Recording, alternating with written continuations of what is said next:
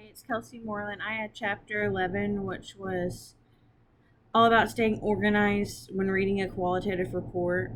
And the first little chunk talks about the 4 reasons they require special attention. And it's just the kinds of qualitative. Then it's a new way of thinking. It helps support the do it yourself researchers. And it comes off as storytelling. So you may not get the respectful skepticism that is needed. And then it really goes into the first half of the chapter, all about the 5 rules or ways to identify. And rule number 1 mostly just says, if they say it is, it is.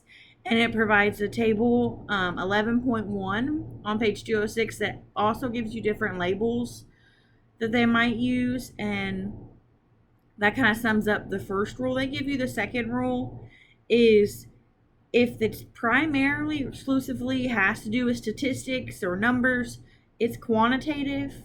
But it's primarily exclusively words, it's qualitative research. And that's kind of the way it goes, but it's not set in stone, which means they could include both. Rule number 3, if the author is reporting on a random sample of participants and writes a conclusion and says it's true for that population, then that's quantitative research. Qualitative research reports on the participants but allows the reader to make the inferences. And qualitative research usually doesn't include a lot of random sampling. Rule number 4, the investigator is showing concern or being aware and carefully managing their subjectivity. That's qualitative. If the investigator reports procedures to ensure their objectivity, that's quantitative research. Qualitative research, the investigator is the data collector, and they are careful to know what they are bringing into that study, and they really try to be aware of that.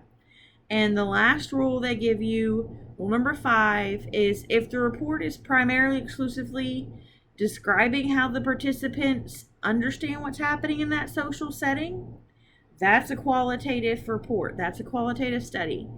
If it's primarily exclusively to construct an external understanding of what's happening in a social setting, that's quantitative report.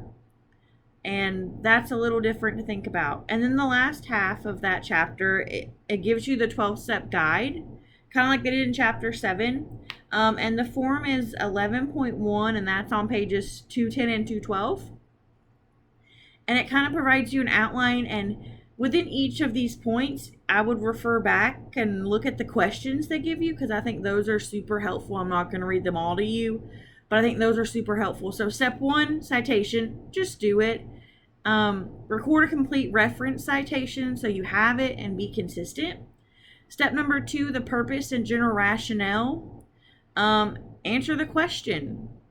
And it's going to be informal with the qualitative. What's the purpose of this? Step number 3, the fit and specific rationale. And when you look at this, they remind you it's very similar to what you did with quantitative studies, but the literature based on this is going to be a quite bit smaller because it's a newer field. It's a newer way of looking at things. Step 4, participants. Who's involved in this? And remember that the investigator is included within the study. And carefully reporting on what those procedures for gathering and analyzing that data is going to be. Step number 5 is the context. And this is kind of the extremely important part. What's the context going to be around this?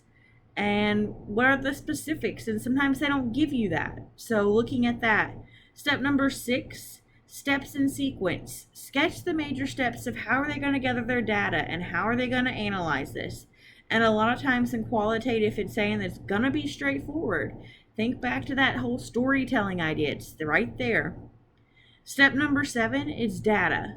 The qualitative information is going to be there. It's going to be straightforward. And the role of the investigator could be more important within this research. That's what you also have to evaluate. And think about that the investigator role could be defined differently within this research than within quantitative research. Step number 8 is the analysis. Many of those reports are going to offer complete details, but if you're not sure of a certain thing, then look it up. Go back to a textbook. Step number 9 is the results. This is where you're answering some of those questions that were identified before. Seeking out a deeper meaning to the study. You want to really be able to take out what they're saying and kind of summarize that within a few sentences, I would say. Step number 10, conclusions. What is the point? Why does this seem powerful? Why is this useful? Finding those different things that you're drawing out. And in qualitative, it might not come out and say it. And I think that's the hardest part, is that sometimes it may lead you to drawing those things out. Step number 11 is the qualitative researchers are going to define different terms differently than your quantitative researchers. And really looking at the credibility of that research, and start with looking at the author and their concerns and their reasons for certain things. And then step number 12 is a discussion, and basically what's the primary purpose of this? To provide rich and vivid and highly persuasive accounts of human interactions. Why are they doing this? And then to sum it all up in chapter 11, they give you a really good example and provide clear flow charts for you to look at. But I think that if you're outlining this, printing off that form and looking at those essential questions they're asking you is really going to help you to stay organized when you are reading a qualitative report.